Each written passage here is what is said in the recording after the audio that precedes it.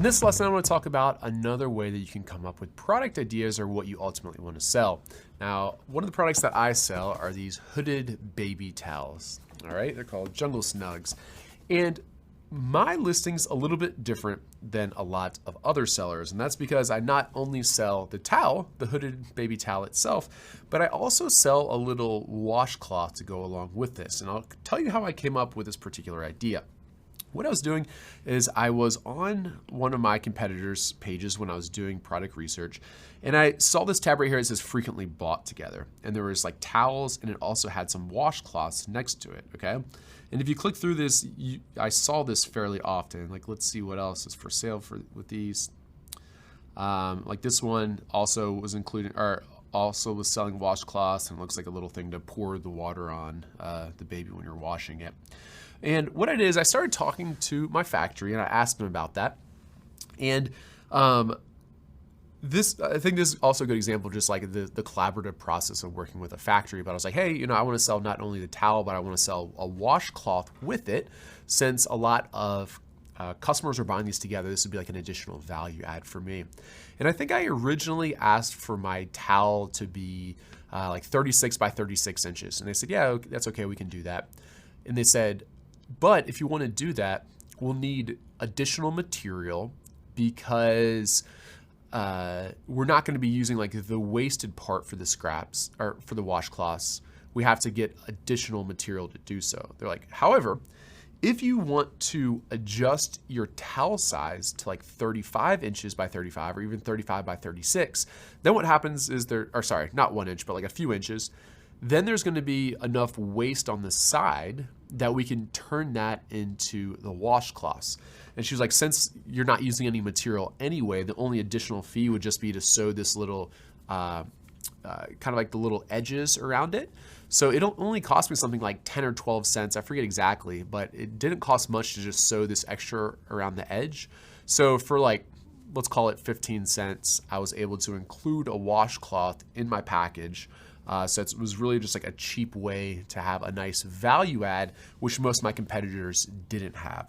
So let me just look for an opportunity like this with you guys real quick. I'm just trying to think of products that people would commonly buy together. And let me just try cutting board. So I just searched for cutting board. Let's click on this bamboo one right here. Let me see what else people buy. So it looks like a knife and a thermometer. All right, that looks pretty good. What else do people have here? What I'm envisioning are things like the oil that you use to keep these cutting boards nice. Let's see. Sometimes you have to look around a little bit to find the section. Notice this particular listing actually doesn't have that section. So let's go up here. Let's just try something again. Trying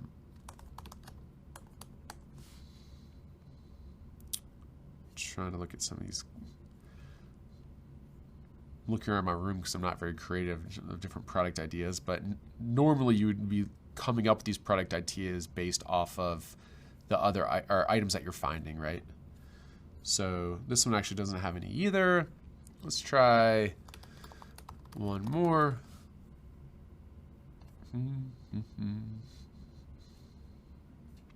Frequently bought together with Hershey's. So, I probably wouldn't include food with it, but you get the idea of how like this process works, right? When you're viewing other product ideas on Amazon anyway, because you're finding those through the product research methods that we already spoke about, it's helpful to look at the frequently bought together section to think, okay, what else could I potentially bundle with this product to make my offering unique from the competitors?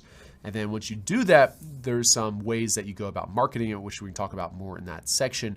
But essentially, you really want to call out that your product includes this additional value add that your competitors don't have, okay? So, yeah, sometimes it takes a little bit of searching around. Sometimes you have to see if it makes sense financially, how many people would find value in this particular thing you want to include with it. Something else that I'll add real quickly is if you choose to go down this route, I recommend you do not try to order the products from two different factories and coordinate them putting them together, or them bundling them together.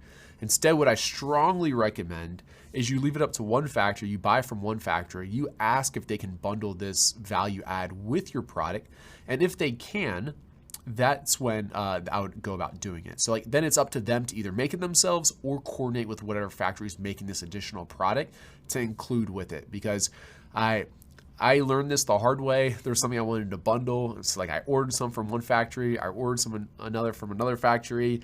Your options at that point are having them bundled in China or send them back to the US and bundle them here.